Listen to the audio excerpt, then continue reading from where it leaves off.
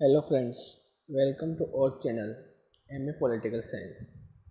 आज हम बात करेंगे MA political science previous paper के फर्स्ट क्वेश्चन पेपर के बारे में, इंडियन पॉलिटिकल थिंकर्स के बारे में, जिसमें कि स्वामी दयानंद सरस्वती के सामाजिक एवं धार्मिक विचारों का परीक्षण करेंगे। हम देखते हैं स्वामी दयानंद सरस्वती के सामाजिक विचार, उसके बाद हम उनके धार्मिक विचारों के बारे में जानेंगे। हम देखते हैं कि स्वामी दयानंद जी के संबंध में कहा गया है कि वे उच्च कोटि के एक निर्भीक दूत एवं सामाजिक सुधारक थे। भारत के पुनर्जागरण की शताब्दी 19वीं शताब्दी में जागरण की ज्योति जलाने वाले महापुरुषों में अग्रणी स्वामी दयानंद सरस्वती एक सच्चे महात्मा थे। केवल यही नहीं, कुछ स्वार्थी अनुयायी ही उन्हें महात्मा कहने लगे हो, वरन वे बाल ब्रह्मचारी एवं महान योगी भी थे। स्वामी जी संस्कृत, अरबी, हिंदी के प्रकांड विद्वान तथा एक ओजस्वी वक्ता थे। उनके लेखों में भी उनके वचनों का शाही ओज विद्यमान था। जकारिया ने ही सत्य ही कहा है कि स्वामी दयानंद जाति और वर्ग के भेद को समाप्त करना चाहते थे। वे धर्म में एकता लाकर अपने आद्य धर्म को सब धर्मों के स्थान पर एक राष्ट्रीय धर्म बनाना चाहते थे। स्वामी दयानंद ने बौद्धिक पुनरुद्धार तथा सामाजिक सुधार के लिए एक शक्तिशाली आंदोलन प्रारंभ किया। उन्होंने धर्मशास्त्रीय तथा सामाजिक विषयों में बुद्धिवाद तथा स्वतंत्रता का पक्ष पोषण किया। भारत के राजनीतिक दर्शन तथा संस्कृति के इतिहास में उन्होंने सदैव ही महत्वपूर्ण स्थान दिया जाएगा। उन्होंने आर्य समाज की स्थापना की, जिसके द्वारा युग परिवर्तन संभव हुआ। इसी आर्य समाज ने भारतीय राजनीतिक आंदोलन को अनेक महान नेताओं तथा अनुयायी प्रदान किए। धर्म सुधारक के साथ साथ वे एक समाज सुधारक भी थे। उन्होंने जीवन पर्यंत यह प्रयत्न किया कि देश तथा समाज बुराइयों से मुक्त हो तथा उस समय हिंदू समाज के दुर्दिन थे। वह अंधविश्वासों, कुरीतियों तथा कुप्रथाओं के बोझ के नीचे दबा जा रहा था। इस प्रकार दुर्बल होती जा रही भारतीय सभ्यताओं को निगल जाने के लिए पाश्चात्य सभ्यता धीरे धीरे अपना जाल फैला रही थी। ऐसे समय में महर्षि दयानंद ने वैदिक संस्कृति का प्रचार किया, जिससे भारत की रक्षा हुई। उनका अटूट विश्वास तथा देवी प्रेरणा, जिसके द्वारा उनके कार्यों ने सफलता प्राप्त की, उन्हीं के शब्दों में इस प्रकार है कि विश्व अंधविश्वास एवं अज्ञान की कृत्रिम जंजीरों में जकड़ा हुआ है। मेरा अवतरण उस जंजीर को तोड़ने के लिए तथा गुलामी से स्वतंत्र कराने के लिए हुआ है।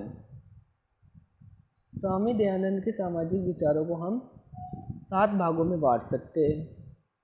हम पहला देखेंगे कि जाति प्रथा का विरोध। स्वामी दयानंद सरस्वती ने जाति प्रथा का घोर विरोध किया। उन दिनों जाति प्रथा ऐसे कुमार्ग पर पड़ गई थी और इतना जोर था कि सारा हिंदू समाज छिन्न भिन्न हो रहा था, जिससे लाभ उठाने के लिए अन्य धर्मों के प्रचारक ताक लगाए बैठे थे। निम्न जाति के लोगों को उच्च वंशीय लोग हीन और अस्पृश्य समझते थे। वे न तो मंदिरों में प्रवेश पा सकते थे, न वेदों का अध्ययन ही कर सकते थे। दयानंद ने समाज के समक्ष एक सटीक तथ्य रखा कि समाज एक वर्ग के साथ यह सौतेला व्यवहार केवल पंडितों और ब्राह्मणों का पाखंड जाल था। उनका मत था कि वेद भी सर्वसाधारण के लिए उसी प्रकार प्रकाशित है तथा उसी प्रकार उपलब्ध होने चाहिए जैसे परमात्मा द्वारा प्रदान की गई अन्य सब प्राकृतिक वस्तुएं। केवल वही निर्बुद्धि एवं मूर्ख व्यक्ति शुद्र है जिसे पठन पाठन का ज्ञान नहीं। उन्होंने सबको समझाया कि जाति प्रथा ने हिंदू समाज को छिन्न भिन्न करके शक्तिहीन बना दिया था।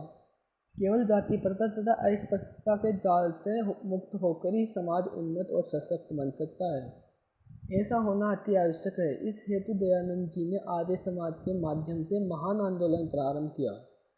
आगे चलकर गांधी जी ने इस तथ्य को स्वीकार किया कि अस्पृश्यता के विरुद्ध घोषणा स्वामी दयानंद की एक महानतम देन है और उन्होंने स्वयं भी इस आंदोलन को बरसक आगे बढ़ाया। स्वामी दयानंद जी के सामाजिक विचारों में 7 वर्गों में बांटने वाला दूसरा पॉइंट हम देखते हैं कि वर्णाश्रम व्यवस्था का उन्होंने समर्थन किया। जाति प्रथा एवं अस्पृश्यता जैसी बुराइयों के प्रबल विरोधी होते हुए भी स्वामी दयानंद वर्णाश्रम व्यवस्था को केवल व्यवस्था को केवल सुधारना चाहते थे, समाप्त करना नहीं चाहते थे। वे केवल इतना चाहते थे कि जन्म के आधार पर वर्ण निश्चित तय नहीं किया जा सकता। यह अनुचित है। वर्णों का आधार प्रारंभ में भी जन्म नहीं कर्म ही था और कर्म ही होना चाहिए। कर्म के साथ साथ इस बात का ध्यान भी रखना आवश्यक एवं उचित है कि उस व्यक्ति के क्या गुण है तथा कैसी उसकी प्रकृति है। आर्य समाज में वर्णाश्रम व्यवस्था के बंधनों को बहुत कुछ ढीला अवश्य कर दिया है। उन्होंने मूर्ति पूजा का विरोध किया। स्वामी दयानंद मूर्ति पूजा के कट्टर विरोधी थे। वे मानते थे कि मूर्ति पूजा के सहारे अंधविश्वास और पाखंड बढ़ते हैं। उन्होंने मूर्ति पूजा की बहुत आलोचना की और इस प्रथा को समूल नष्ट करने का भारी प्रयत्न किया। वे मानते थे कि उनका उद्देश्य मानव जाति का उद्धार करना है, अतः पाखंड का वे प्रत्येक समाज में विरोध करते थे। उनके विचार से मूर्ति पूजा धर्म विरुद्ध थी, क्योंकि वेदों में मूर्ति पूजा की आज्ञा नहीं है। पुराणों में वर्णित मूर्ति पूजा को वे गप तथा आसार मानते थे। दयानंद के 7 विचारों में से हम चौथा विचार देखते हैं, कुप्रथाओं का विरोध। उन्होंने कुप्रथाओं का विरोध किया है, जैसे कि वैदिक धर्म में तो स्वामी दयानंद ने शौसन श्वास में व्याप्त था। वैदिक धर्म तो स्वामी दयानंद के श्वास में व्याप्त था, परंतु सच्चा और शुद्ध वैदिक धर्म वह धर्म है जो वेदों के अनुसार था। अतः वैदिक धर्म को शुद्ध रखने के लिए वे उसमें घुसाई कुप्रथाओं का विरोध करते थे और उन्हें मिटाना चाहते थे। वे बाल विवाह, दहेज प्रथा जैसी प्रथाओं का विरोध करते थे और इसे अनुचित मानते थे कि विधवा विवाह की अनुमति न देकर महिलाओं का बलात् वैधव्य के कष्ट को थोपा जाए। स्वामी जी ने ही सर्वप्रथम बाल विवाह के विरोध में विवाह की आयु निर्धारित करने की बात सुझाई थी। उनका निश्चित मत था कि विवाह के लिए लड़कों की आयु 25 वर्ष और लड़कियों की आयु 16 वर्ष होनी चाहिए, क्योंकि इसी अवस्था में पहुंचने पर उनके शरीर के साथ साथ बुद्धि और विवेक भी परिपक्व हो जाते हैं। विवेकपूर्ण चुने गए जीवन साथी के साथ जीवन सुख में रहेगा तथा उचित आयु की संतान स्वस्थ और पुष्ट होगी। उन्होंने दहेज प्रथा को समाज के लिए अभिशाप बताकर उसके उन्मूलन का प्रयत्न किया तथा विधवाओं के पुनर्विवाह का समर्थन करके उनके जीवन को सुखी एवं यातना मुक्त बनाने की दिशा में महत्वपूर्ण कदम उठाया। अब हम 5वां पॉइंट देखते हैं कि शुद्धि आंदोलन का श्री गणेश। मुसलमानों के राज्यकाल से ही हिंदुओं का बलपूर्वक धर्म परिवर्तन कराया जाता रहा था। अंग्रेजों के हाथ सत्ता आने के उपरांत ईसाई पादरियों ने सहानुभूति और प्रेम प्रदर्शन के साथ प्रलोभनों को भी सहायता ली और हिंदुओं को ईसाई बनाना प्रारंभ किया। निम्न जातियों के लोग जातिवाद के अतिरिक्त अज्ञान से उत्पन्न और अनेक कुप्रथाओं और रूढ़िवाद से त्रस्त थे। उन्होंने धर्म परिवर्तन अपनी मुक्ति के लिए अच्छा मार्ग लगा। आर्य धर्म के रक्षक स्वामी दयानंद का ध्यान इस ओर जाना स्वाभाविक था। हिंदू समाज में इस संबंध में सबसे भयंकर बात यह थी कि जहाँ दूसरे धर्मावलंबी प्रसन्न होकर हिंदुओं को अपने समाज में स्वीकार कर लेते थे, वहाँ दूसरे धर्म से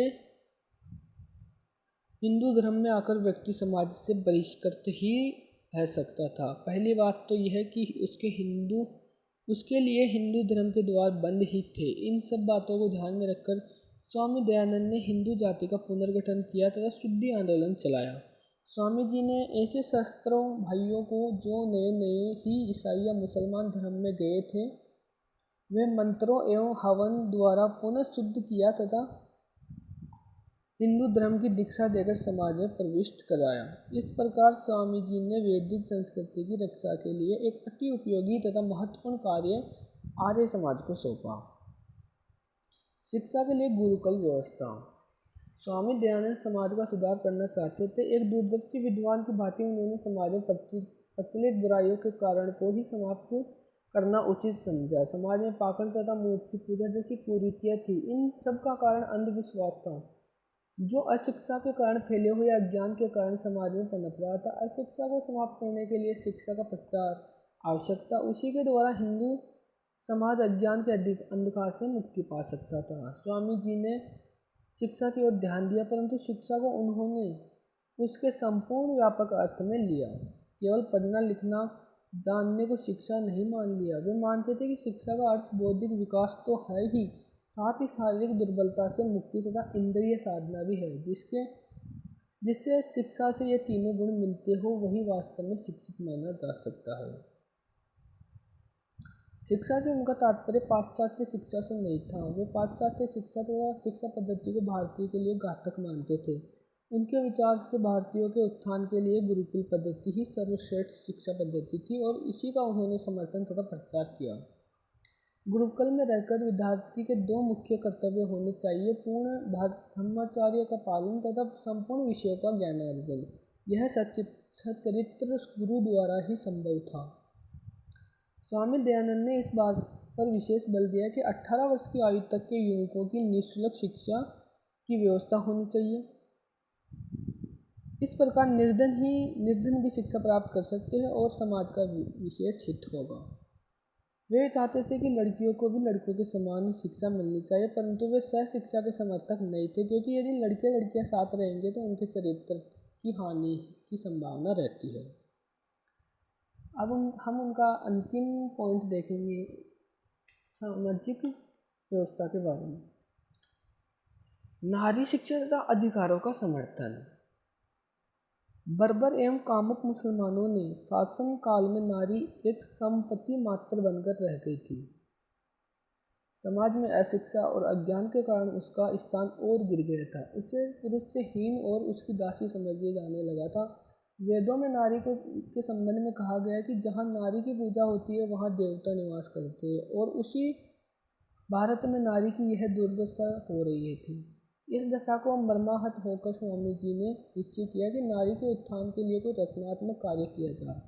इसी उद्देश्य से उन्होंने आंदोलन प्रारंभ किया। उन्होंने पर्दा प्रथा तथा नारी की उपेक्षा का विरोध किया। वे इसके लिए सचेष्ट एवं प्रयत्नशील हो गए कि नारी अशिक्षा के अंधकार से मुक्त हो तथा उसे दासी मात्र न समझा जाए एवं उचित सम्मान दिया जाए। आर्य समाज ने कन्या स्कूल खोलने तथा स्त्री शिक्षा का प्रचार करने का जो कार्य तब प्रारंभ किया वह आज भी निरंतर हो रहा है। आर्य समाज ने स्त्रियों को समाज में उचित स्थान दिलाने के लिए उद्देश्य से बाल विवाह तथा दहेज प्रथा आदि के विरुद्ध आंदोलन चलाया। हमने देखा कि स्वामी दयानंद के सामाजिक विचारों के बारे में हमने 7 गहनता से अध्ययन किए, 7 पॉइंटों को गहनता से अध्ययन किया। अब हम देखते हैं स्वामी दयानंद सरस्वती के धार्मिक विचार। स्वामी दयानंद मूल रूप से एक धार्मिक चिंतक अथवा धर्म के प्रवर्तक थे। अब उन्होंने प्रमुख धार्मिक विचार देखते हैं। हम फर्स्ट पॉइंट देखते हैं कि एकेश्वर तथा ईश्वर के निराकार स्वरूप में आस्था। स्वामी दयानंद सरस्वती के अनुसार एकेश्वरवाद तथा ईश्वर के निराकार स्वरूप में आस्था। दयानंद की ईश्वर में अक्षुण्ण निष्ठा थी। उन्होंने बताया कि वेदों ने ईश्वर को अद्वितीय अर्थात एक ही बताया है तथा दूसरा ईश्वर होने का निषेध किया है। दयानंद के अनुसार सृष्टि के 3 मूल कारण हैं: ईश्वर, जीव एवं प्रकृति। ये तीनों सृष्टि के अनादि कारण है। ये तीनों अनंत भी है, अर्थात इनका कभी अंत नहीं होता। इस प्रकार ये तीनों ही सत्य है। दयानंद ने ईश्वर को सृष्टि, निर्माण, पालन, संहार करता बताया है। एकेश्वरवाद तथा ईश्वर के निराकार स्वरूप में सहज आस्था होने के कारण दयानंद ने हिंदू धर्म में प्रचलित बहुदेववाद और अवतारवाद का घोर विरोध किया तथा इन्हें वेद विरुद्ध, अप्रामाणिक एवं विकृत प्रवृत्तियां बतलाया है। दूसरा, मूर्ति पूजा का विरोध।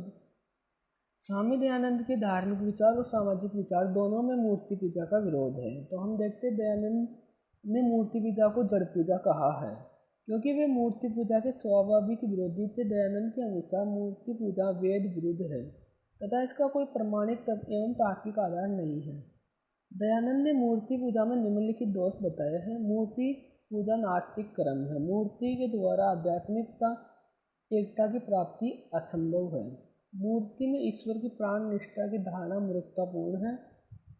भक्त श्रद्धापूर्वक अपनी चेतना को मूर्ति के आगे अर्पित कर देता है और उसकी बुद्धि जड़ हो जाती है। मूर्ति पूजा से एक ही धर्म के अनुयायियों में धार्मिक मतभेद एवं अज्ञान की वृद्धि होती है। ऐतिहासिक दृष्टि से मूर्ति पूजा से देश को हानि हुई है। मूर्ति पूजा से भ्रमित व्यक्ति देश के देशांतर के मंदिरों की यात्रा करते हैं और दुख पाते हैं। मूर्ति पूजा पर्यावरण के लिए हानिकारक है। इन सब कारणों से दयानंद ने मूर्ति पूजा का विरोध किया है। हम देखते हैं तीसरा कारण, सार्वभौमिक धर्म का समर्थन। दयानंद ने मानव मात्र के कल्याण के लिए सार्वभौमिक धर्म की धारणा पर बल दिया है, जिसे उन्होंने सर्वत्र सिद्धांत अथवा सनातन नित्य धर्म कहा है। उनकी मान्यता के अनुसार धर्म वह है जो तीनों कालों में एक जैसा मानने योग्य हो। धर्म वह है जिसे सत्य में अपनी सत्यवादी, सत्यकारी, परोपकारी, विद्वान मानते हो, वही सबको स्वीकार हो। दयानंद ने जीवन के प्रति मनुष्य के मर्यादित और संतुलित दृष्टिकोण को ही धर्म की संज्ञा दी है। धार्मिक विचारों में हम उनके चौथे पॉइंट को देखते हैं, वेद एवं उनके अनुपूरक आस्त्र ग्रंथों को ही मान्यता। दयानंद ने वेदों के महत्व को प्रकट करते हुए कहा है कि वेद सब सत्य विधाओं की पुस्तक है। वेद को पढ़ना और पढ़ाना और सुनना और सुनाना सब आर्यों का परम धर्म है। दयानंद ने वेदों के अतिरिक्त विभिन्न आर्ष ग्रंथों को भी मान्यता दी है। इस विषय में उनकी स्पष्ट मान्यता है कि जहाँ वेद स्वयं में प्रमाण है, वहाँ ही इन आर्ष ग्रंथों को केवल उस सीमा तक स्वीकार किया जा सकता है जिस सीमा तक वे वेदों के अनुकूल हो। हम पांचवा पॉइंट देखते हैं, धर्म अन्य धर्मों के प्रति दृष्टिकोण। दयानंद के अनुसार चार्वाक, जैन एवं बौद्ध धर्म मूलतः ईश्वर रहित, वेद निंदक तथा मात्र भौतिक मत है, अतः अनुकरणीय नहीं है। स्वामी जी ने ईसाई व इस्लाम धर्मों की उन मान्यताओं का भी खंडन किया है जो सत्य से मेल नहीं खाती। दयानंद ने सत्यार्थ प्रकाश नामक ग्रंथ में बताया कि उन्होंने हिंदू धर्म, ईसाई धर्म, इस्लाम धर्म आदि धर्मों के सत्य असत्य धारणाओं का खंडन इस उद्देश्य से किया है कि समस्त मानव समाज के हित में वृद्धि हो। उनका उद्देश्य किसी का मन दुखाना अथवा किसी की हानि करना नहीं है। जब सभी को अपने धर्मों की असत्य बातों का त्याग करेंगे तो इससे मनुष्य में प्रेम भाव की बुद्धि होगी और वृद्धि होगी। अब हम उनका अंतिम और लास्ट छठवां पॉइंट देखते हैं, शुद्धि आंदोलन की शुरुआत। शुद्धि आंदोलन की शुरुआत दयानंद सरस्वती के धार्मिक विचारों और सामाजिक विचारों दोनों में है। दयानंद ने आधुनिक युग में वैदिक धर्म के विस्तार के लिए शुद्धि संस्कार की शुरुआत की और उनके द्वारा स्थापित आर्य समाज ने इसे एक आंदोलन का रूप दे दिया। इस आंदोलन की प्रमुख बातें निम्नलिखित थी। यह इस्लाम व ईसाई धर्मों के विस्तारवाद के विरुद्ध जवाबी कार्यवाही थी। इस आंदोलन का प्रमुख उद्देश्य ऐसे सभी हिंदुओं को पुनः हिंदू धर्म अपनाने का अवसर देना था जो भय, लालच एवं सामाजिक बहिष्कार के कारण विधर्मी हो गए थे। शुद्धि आंदोलन धर्म के प्रति दयानंद के रूढ़ि मुक्त और सुधारवादी आग्रह को भलीभांति व्यक्त करता है। संक्षेप में यह कहा जा सकता है कि धार्मिक चिंतन के क्षेत्र में स्वामी दयानंद जी की सफलता का राज इस तथ्य में निहित है कि वे आधुनिक युग के पहले भारतीय थे जिन्होंने पाश्चात्य शिक्षा एवं संस्कृति से प्रभावित युवक वर्ग को इस सत्य से परिचित कराया कि भारत के सर्वोत्कृष्ट धार्मिक चिंतन में रूढ़ियों, अंधविश्वास तथा अबौद्धिक मान्यताओं के लिए कोई स्थान नहीं है और इसके लिए इनके त्यागने पर भी हिंदू धर्म पूर्णतः सुरक्षित है। रोम्या रोलान के अनुसार शंकराचार्य के बाद दयानंद के समान विलक्षण बौद्धिक क्षमता वाला कोई अन्य महापुरुष उत्पन्न नहीं हुआ। तो हमने देखा दयानंद सरस्वती के धार्मिक एवं सामाजिक विचार। हम आगे डिस्कस करेंगे कि दयानंद सरस्वती के और कौन कौन से विचार थे, हम उनका मूल्यांकन करेंगे। तब तक के लिए धन्यवाद।